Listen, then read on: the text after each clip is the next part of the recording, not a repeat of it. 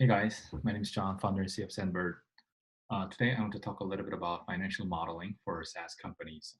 It's going to be a very basic version, but a lot of my friends in the industry have been asking me about how to build financial models. So this is something that I've used to build sort of like the initial bare bones structure of the financial model for Zenbird, and hopefully you'll find this helpful. So when we get started, let me share an empty Google Sheet. So as you can see here, let's start with financial model. Let's call it projection version 1. This is going to be in one take, no edits. Last update. What day is today? 15th, Sunday. We're going to start with some assumptions. So I'll put the key values and notes here. Sorry for my typos. I do like to color code them as I build them, so that I feel a little bit happy while making them. So, and here we'll have, periods, say year 1. We're going to do yearly because you can, of course, use this to build quarterly or whatever. And then let's have a target ARR here. C. Here, in the first year, let's just target something like 300,000. Next year, we do 2 million, which I know is a very aggressive goal, but bear with me here. Then we're gonna do triple, triple, double, double, double. I don't know if you had the chance to read the great article by Battery Ventures, but it's basically triple, triple, then double, double, double to an IPO. So yeah, this feels very long. Year 7, then IPO, right?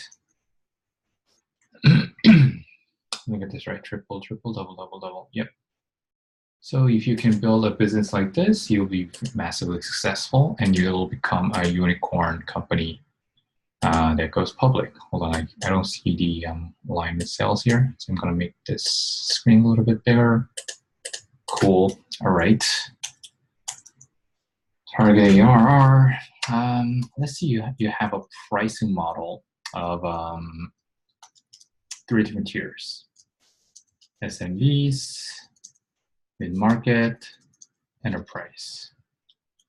And let's say this is monthly, obviously.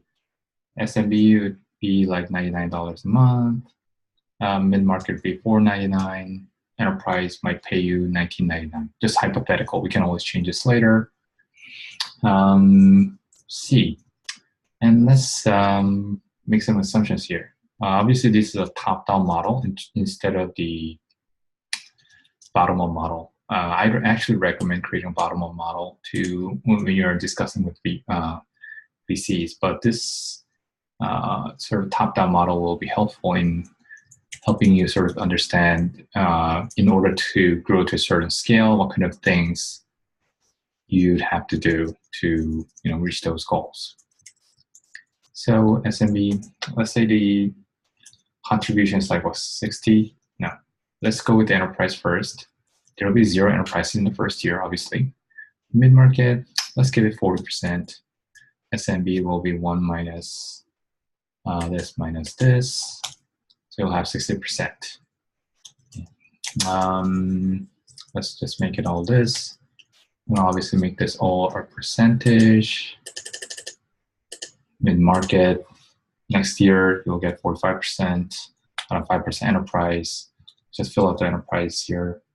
I don't know, 20%, 30%, 40%, something like 50%. Let's just say you start out with the SMBs, then you eventually become so you get a small bump of mid-market here, but you ended up getting caught up by the enterprises. So the mid-market ratio actually drops back down again. So you start out as targeting selling to small customers, getting a lot of their feedback, then start selling a little bit more towards bigger companies, then ultimately you end up selling a lot to big companies. This is not always the case, but it sort of like that gives you a good sort of understanding of how your company will evolve through the course of, let's say, 7 years. So actual revenue breakdown could be, let's multiply this number here. Obviously, you want to fix this cell, then just extrapolate it across different time periods. So there you go. By the time you're in the year 8, preparing for the IPO, you'll be doing 72 million AR just from enterprise category alone, which could be nice. Let's just assume you're tracking usage numbers. Whatever usage could be, let's say just monthly active users. Again, SMB on average may have, I don't know, how many will they have? 5,000 MAUs. Mid-market, 20,000 MAUs. Enterprise, 1 million MAU. Yeah, something like that. So this could be whatever you're tracking. Could be, you know, number of employees or whatever you think. But first, let's look at actually number of companies. How do we calculate that? Well, we know the revenue. This was for the year. So actually less instead of month. Well, yeah. You know the year amount. You're going to divide by 12. Then use the MRR. So this will be how many companies you'll have in the first year. What needs to be fixed? Actually, no. So this is how many. You're going to be fixing the columns. Yeah. This is how many customers you have to have. And the MAU should actually come here then, right? MAU. Again, I'm just making this up as I go. So let's see how many MAU you're handling in the first year. Also make it into a number with no decimals. And then here, let's see how many MAUs total you're going to have. You're going to be handling about 1 million MAU, which is, wow. This is too high, obviously. 3 billion MAUs. Yeah, I don't think you'll have that many. Let's just say 100,000. And then, yeah, 500 million. I don't know, by the time you're doing IPO, might be doable, might be not. But let's just say that we can, right? Hypothetically. I know Sandbird is well on our way to hit really high MAUs. So yeah, there you have it. So this is the revenue. Also, we might want to do some here as well. So see how many customers we have. So in year first, we gotta have 172 paying customers. Year 2, 996. Obviously, this is a very high number. So let's see how we can go back and check these later on. But let's first figure out a few important variables here.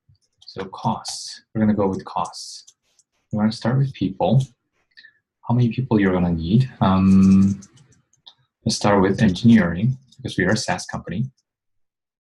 Design, product design, or product, UI, UX, whatever, right? Obviously, you're going to need some designers. You're going to need some marketing. If you're trying to sell to enterprises, you will need sales. And then back office, whatever that's HR. I actually don't like the word HR, so I just use people. And in your first company you're trying to build, let's say you don't need a mobile app, you just need web. So front end and back end, you might need 2 engineers, 1 designer, maybe not some of the marketing, but let's say one of the co-founders, sales guy, right? So there you have it. You might have 3 co-founders. One is a employee, and then let's make some assumptions. By year 2, when you're doing $2 million in AR, how many engineers will you have? I don't know. My guess, 5 engineers with. This might be really low. Could be really high. You might need 1 marketing, 2 sales, 1 back office. Let's see how many people we are hiring. 4 people, 11 people. Yeah, 2 million, 11 people AR. I think it's somewhat doable. Maybe you need a little bit more. Yeah, 6 engineers. Give and take. I'm just making up some numbers here. Let's just say we're hiring in 4s now. 10 engineers, 20 engineers, 30, 50, 70 or 80, because we are a very engineering-driven company. So this one would be like 4, 6, 8, 12, 16, something like this. Marketing, just make it up. I don't want that marketing to be a little bit lonely. 4, 5, 6, 7. Now maybe we'll need like 10, including like a lot of field marketers, all the good stuff. Let's just make some adjustments here. Sales, I have a feeling because we are gearing towards enterprises, we'll probably need more sales. I don't know, 5, 10, 15, 20, 30. We might actually need a lot more. We'll probably need a lot more. I'm just gonna assume let's just make it same as engineering to see how it goes. And let's just make it 4. Back office, I'll make some assumption here. I need at least 1 back office for every 10 people, especially if you're later adding on like financial departments, HR, you'll probably need a lot more. 10, 15, something like 20. There you have it. You have a 200 people company that's doing 100 million. I think you're probably hiring too little. So let's do some sanity check. Sanity checker. People, revenue per employee, and revenue per sales. By the way, sales may include things like customer success, SDR, AEs, sales enablement, and ops. So it's gonna vary a lot, but F4 divided by number of people. There you go.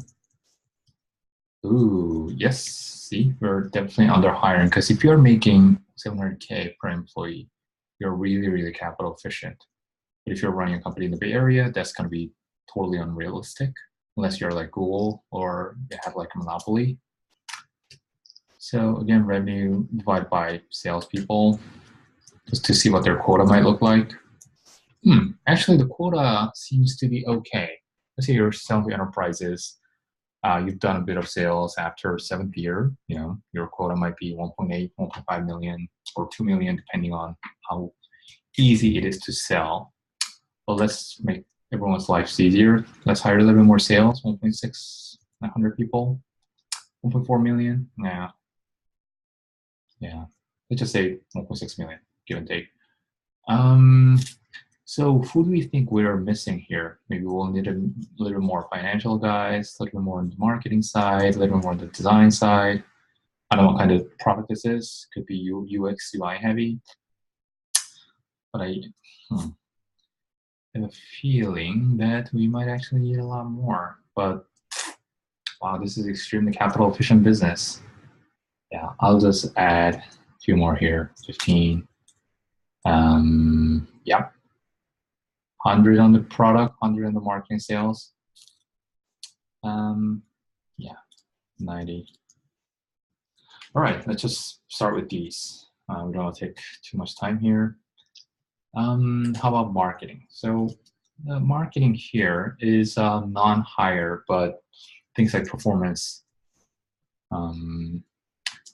For performance as would be conferences, others. Then, yeah, let's just add here marketing and sales. I'm gonna add commissions here as well. Commissions, sales. Let's assume here commissions percentage. What would be a good percentage? Could be 7%, 10%, 12%.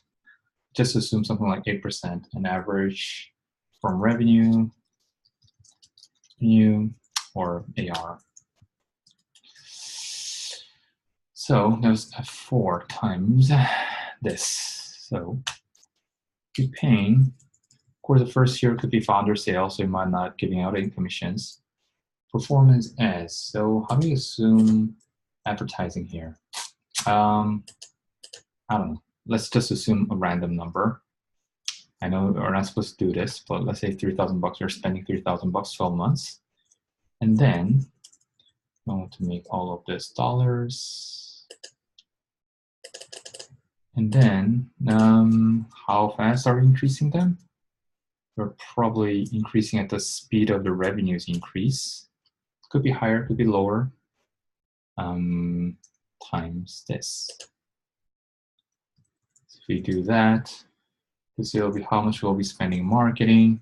Conference, give and take. I think conference can take anywhere from 10K to 25K, could be 60K. Let's just assume 1,500 per conference. We do 4 conferences, once a quarter, and then again, same thing. Oh, no, darn, yeah. G4 F4 times $F40. So, oops, what mistake have I made here? Oh, I didn't put this. What have I done? Oh, this is a very conference-centric company and other kind of marketing.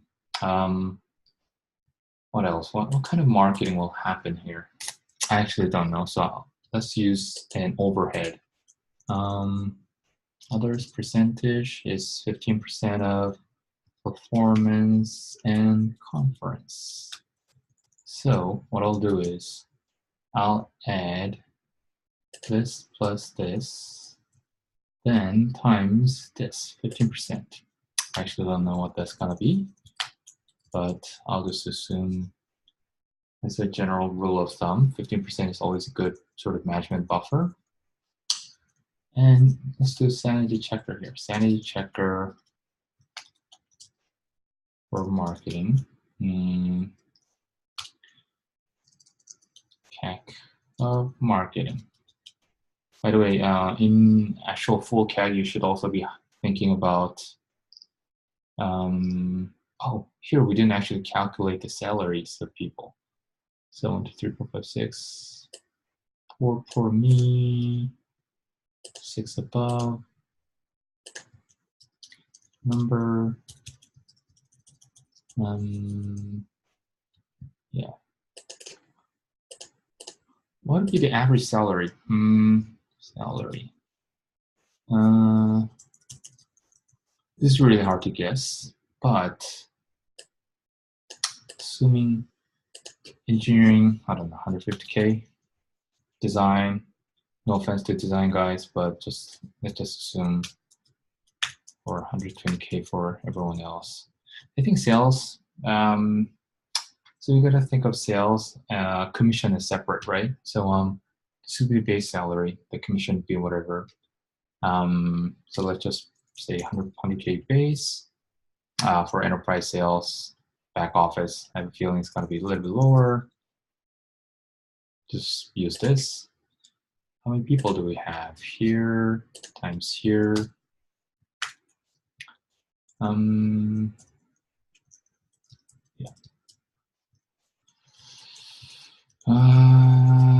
So this is how much you're paying. Probably going to use the same sum function.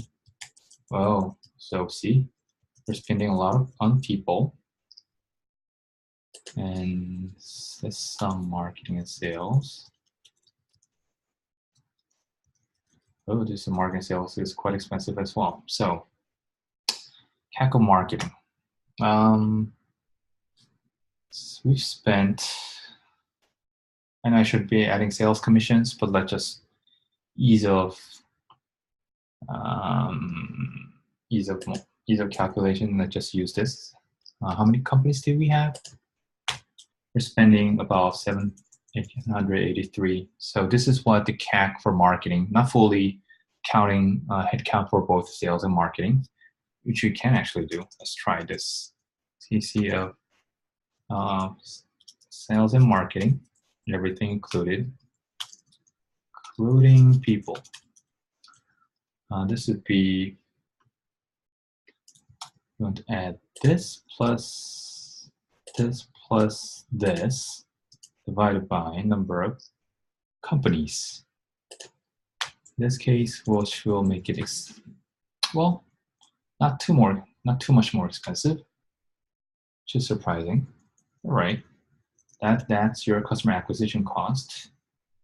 We should be calculating payback periods, but I think looking at this acquisition cost will be very successful. All right, let's try something else. G&A, general and administrative. What are there? Let's say we have rent and utilities, accounting and legal, right?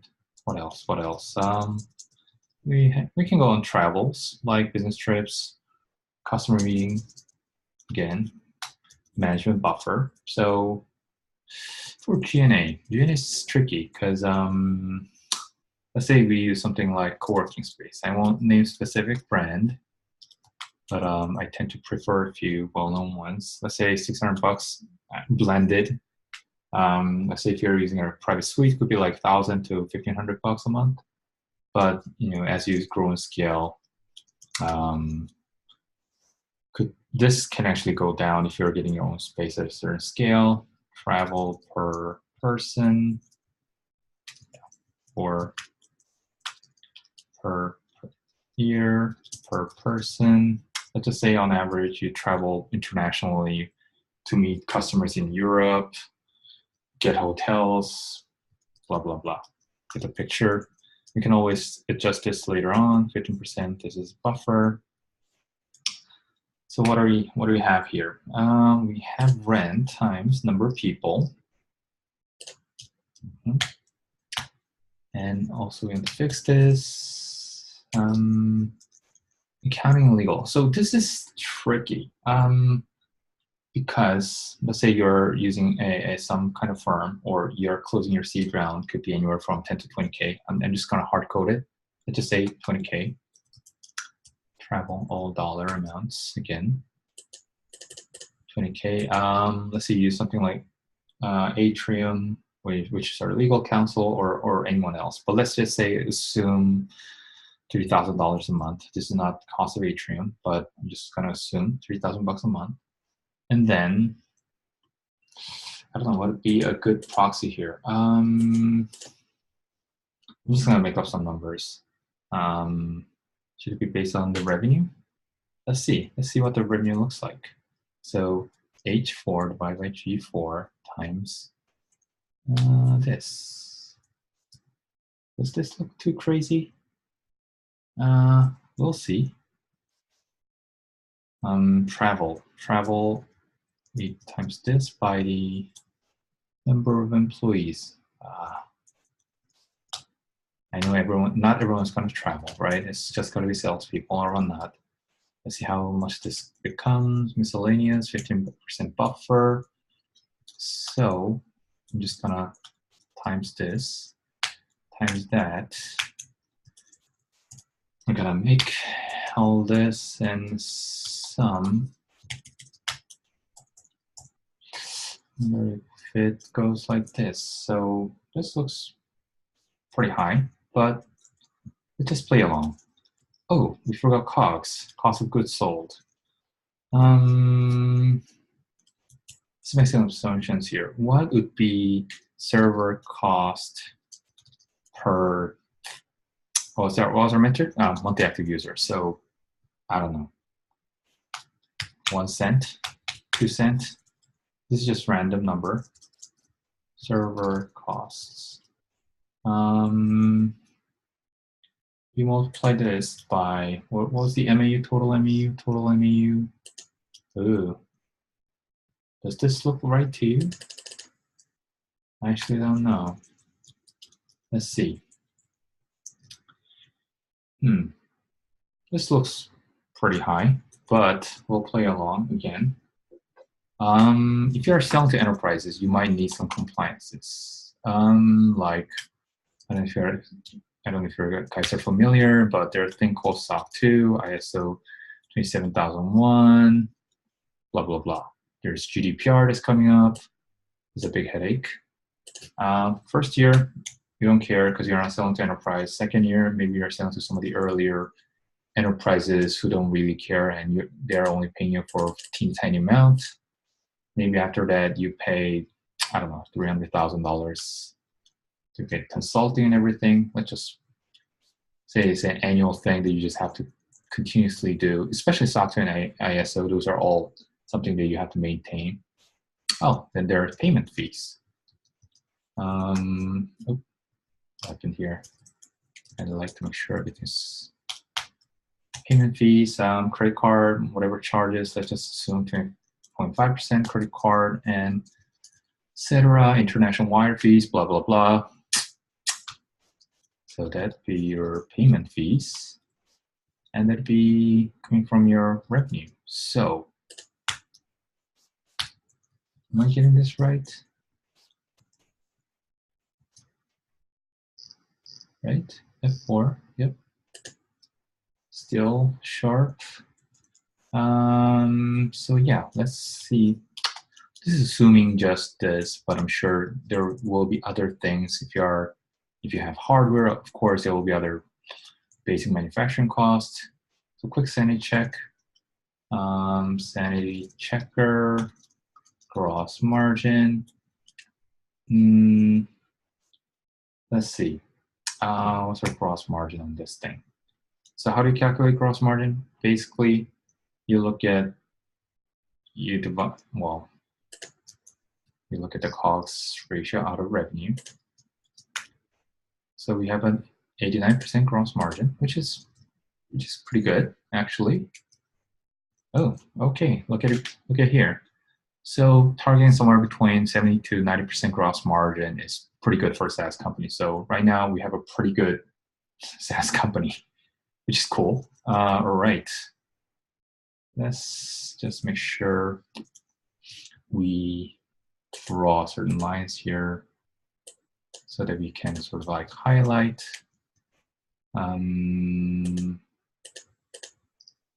Marketing and sales. Hate it.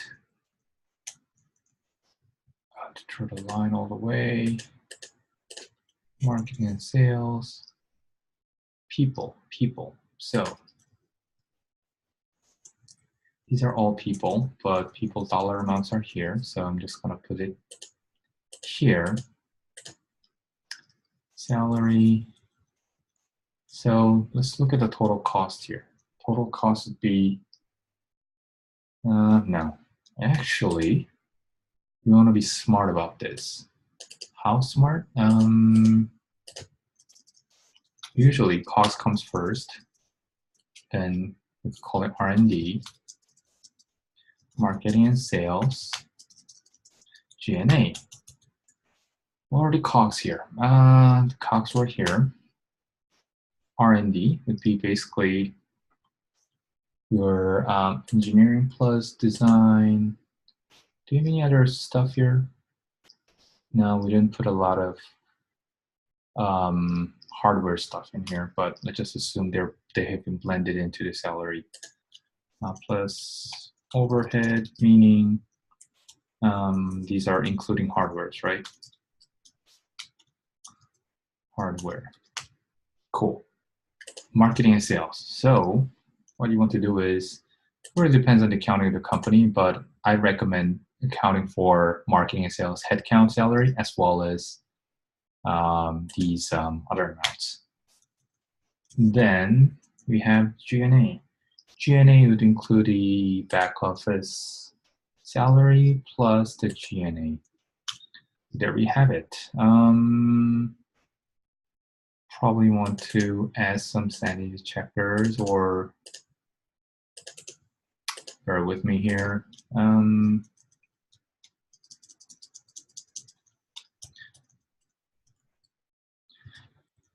So what am I doing here? You will see. Hold on. COGS as a percentage of revenue.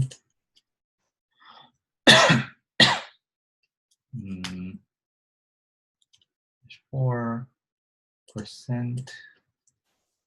Let's look it up to, ooh, okay. I'm just gonna make it, and this is just my habit, so bear with me. There we have it. Oh, okay. We're not investing enough in R&D. We are spending a lot on marketing and sales. And G&A is too low. So typically, this ratio looks something like COGS. Well, COGS is give and take. So if you're targeting 90% gross margin, this looks right. R&D should be like, let's say 20%. Could be, I don't know, 30%, 20%.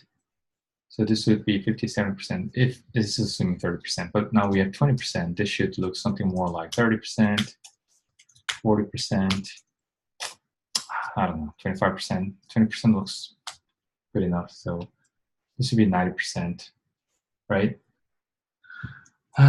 So it should be something like that. So, I mean, really depends on the company. Some companies have very high R&D or very high marketing and sales. Well, let's say at this point we're profitable. Are we? Are we? We haven't even checked.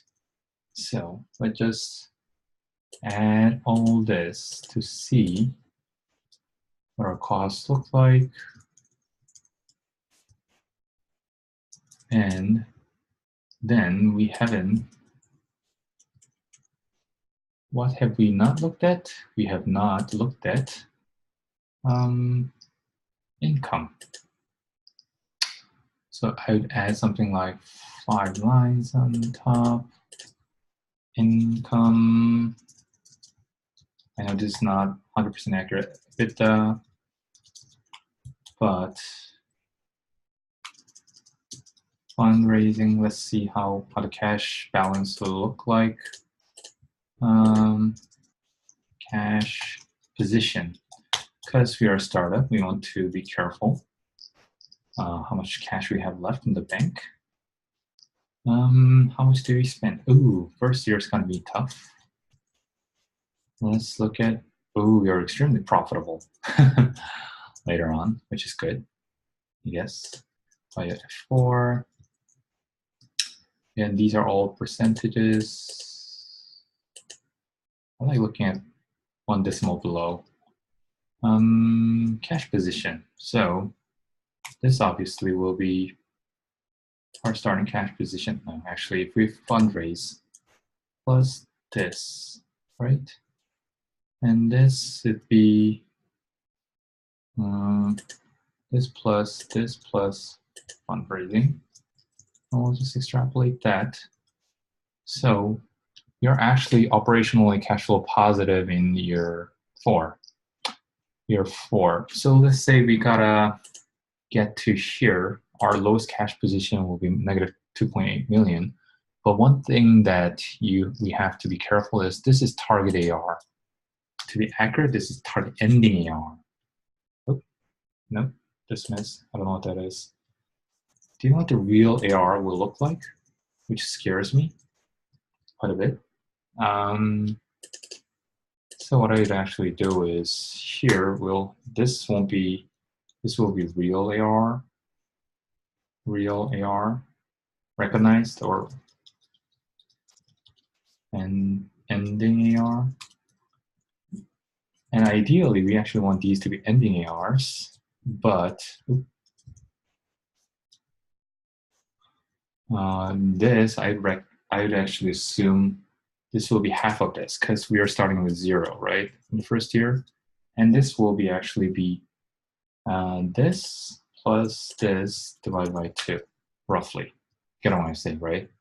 So basically, you won't have a fully recognized AR because you're growing from point A to point B throughout the year. So you'll be collecting somewhere in the middle.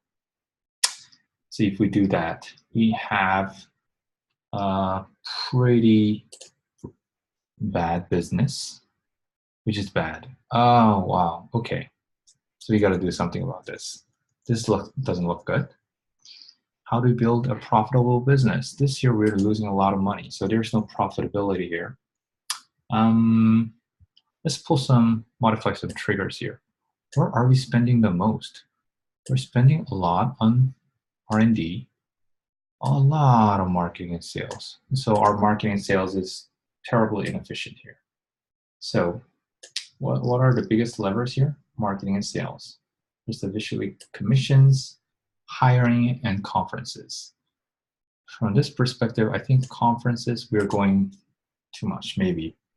I don't know, let's go twice a year. This is a totally top-down sales, which I do not recommend. In the first month, we're spend only half of that, and still be able to reach to whatever thing. And then here, the revenue per sales has dropped down quite a bit. Revenue per employees is still, pretty high.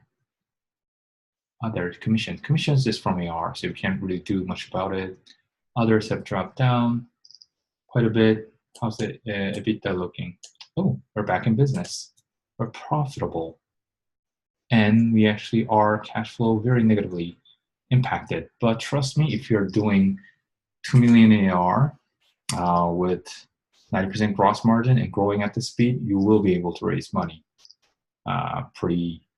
relatively easily. So what I recommend here is, in the first year, we obviously need to kickstart something. So let's say you raised $1 million in seed round. This is all hypothetical. There we have it. Oh man, we're also losing money in the second year. Of course, what I think will happen in the first or second year is you probably won't be getting all this full salary because people will expect lower salary, but with more stock options. So you can add, some creative things like adding some discounts here in the first year, second year. You can add things like, I've done this in the past, but things like seed stage discount and Series A discount, and actually multiply it to bring down the headcounts cost a little bit. But anyway, here let's say we raised $1 million in seed round. Let's say we went through YC. At the demo day, we actually raised more, 1.5 million. Boom.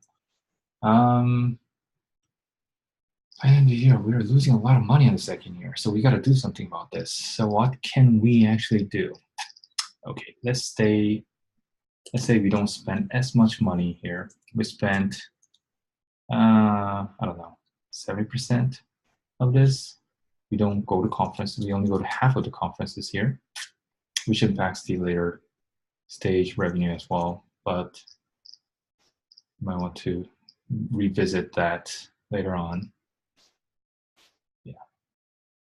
Okay, so we're not going to run out of business. If you're doing 2 million in ending ARR, you should be able to raise 6 to 8 million pretty easily. It just assume 8 million. This market is pretty frothy right now. So there you go. You can go to full IPO without ever raising again. But of course, you will have a lot of inefficiency coming in around year 3 and year 4. So let's just assume you raise another $30 million and you have a really healthy cash flow cash in your bank account. One thing we still want to think about is the contribution ratio here. So the marketing and sales is more reasonable now. I think we are not going to that many conferences, although 10 million a year in conference, that sounds like a lot.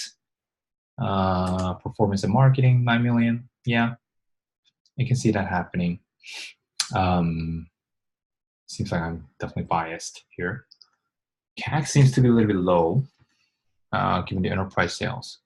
So let's see how many people these companies we are having. So we have between 2,000 and 2,000 of them are so-called enterprises. Of course, companies paying, $1,900 a month is not truly an enterprise. So we can do some other things here. Let's say complete change in business model. SMB now costs $299. Mid-market cost $1,599. Enterprise cost $699. In that case, you'll probably need a lot fewer companies to make your business successful and go in IPO. So it really sort of like tells you what your sales motion will look like, what kind of your sales organization will look like, what kind of your marketing channel distribution will look like. Really depends on the value you provide, and what kind of pricing model you have as well. So we're gonna run a small sanity checker here as well. No, one sanity checker. Sanity checker. Oh. Sales. What I mean by that is companies to sales. Or say AE. So for mid-market and enterprise, let's just assume, given the price tag, every company, the customer will want to talk to a sales force. So combining these two, how many companies do salespeople need to talk in a year? Not a lot. Let's see. So this is a problem. As you grow, each salesperson have to talk to 30 companies a year. If it's just mid-market, it's doable. But if it's enterprise, then it's pretty hard, because enterprise really needs a lot of hand-holding. So we might need to add a little bit more of visual or visibility here. So instead of adding here, we're going to have mid-market to sales.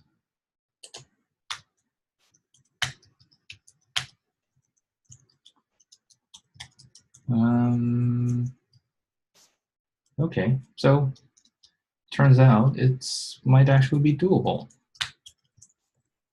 Yeah. So what happens here is that an enterprise AE might have to talk to 8 companies throughout the year, but given out a quarter, each quarter they will only be talking to maybe 2 companies, 3 companies, or 4 companies if your closing rate is 50%. So this seems like a pretty okay assumption. Your MAU is now down to about 100 million MAU, which is definitely doable at this scale, far more than doable. So there we have it. I think a couple of things that you can probably get a little bit more creative here is churn rates, upsells, expansions, new AR. So those kind of sophisticated, not so sophisticated, but it's something that as a fun exercise, you can probably bake it in here, bake it in these lines. What else? Yeah, from cash flow position, we're good to go. If you're doing this kind of revenue with this kind of profitability, yeah, investors will definitely want to put more money into your company, which you may not necessarily need, but still is good to have just in case if you want to expand your business opportunities. This quota looks a little bit low, but the later quota seems to be okay. But if you're really, really enterprise targeted, the quota needs to be closer to 1.5 million to 2 million in AR, but this is like a sort of like a hybrid, so not entirely enterprise focused.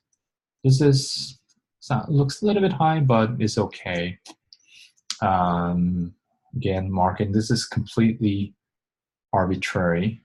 There's not a lot of logic involved. So what you want to do is look at the CAC and calculate customer's lifetime value, payback period, to see if these numbers look legitimate. I think rent and utilities, this is too low, obviously, because if you have 200 employees, you will be paying a lot more here. So something's wrong. Oh, we didn't multiply 12 to it. That's why. All right, cool. Now it makes sense. All right, the R&D seems to be a little bit low. The last year, maybe we didn't hire as much. Let's just assume 100 people. Before, let's just say we doubled this marketing. So let's not touch that. 250 people, 16.6, still a little bit low, but you get the picture. So this company turned out to be a little bit more marketing and sales company. So this company is not like an infrastructure or hardcore tech company, but more like a SaaS company where it relies a lot on marketing and sales. Web-driven company might have a mobile app, and rented utilities now looks okay. A little bit on the lower side. I still think it's a little bit on the lower side, but let's just assume that. Travel, probably expect a little bit more travel at this scale, especially more enterprise focused. Miscellaneous, probably higher. Yeah, our gross margin has gotten better, which I think is weird, but yeah, so this is because that's our ME have dropped quite a bit. Let's just say 5 cents for yeah, 90%. There we go. So this is a model where you will be going from just to triple, triple, double, double, double to an IPO. I don't know if you had a chance to look at it, but please check out a blog post by Triple, Triple, Double, Double, Double by Battery Ventures. Great article. Will give you a lot of insight into how the fast-growing company grows. And yeah, there you have it. We have a very short, yeah, simple way of creating your very basic financial model. Of course, to do this accurately, you might want to think about doing more of a bottom-up sales model again, and then also thinking about what the ramp-up will look like per AE, what kind of additional sales enablement, customer success. You can break those things down pretty easily. And also like the pricing model, the number of customer, what your KPI looks like, what your cost of goods look like. That all really depends on the nature of your business. So you might want to take those into account. I will make this the basic model shareable on the YouTube post. So feel free to check it out. And hopefully this was helpful. That's it. Thank you. Bye.